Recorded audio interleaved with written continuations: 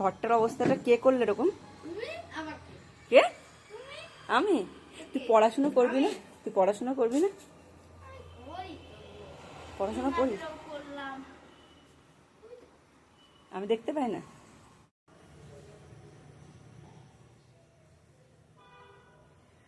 আমি শুধু ভাবছি যে এইভাবে কে ঘর তছনছ করে। একটু অবস্থাটা দেখো, খাটের বিছানা চাদরটার অবস্থা, জামা কাপড়, বই খাতা দেখো। মানে কালকে বৃহস্পতিবার 1 ঘন্টা ধরে আমি সব মানে পরিষ্কার করেছি। এই যে ঘরের অবস্থা আমার। কি হয়েছে? টেনশন নিও না। কে সহ্য করে? এই দেখো জামা কাপড় এখানে ফেলা, কি অবস্থা আমার ঘরের।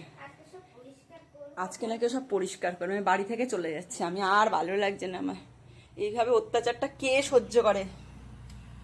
প্রত্যেকটা দিন আমার আর ভালোই লাগছে না, সত্যি কথা। আমি বাড়ি থেকে মনে হচ্ছে চলেই যাব।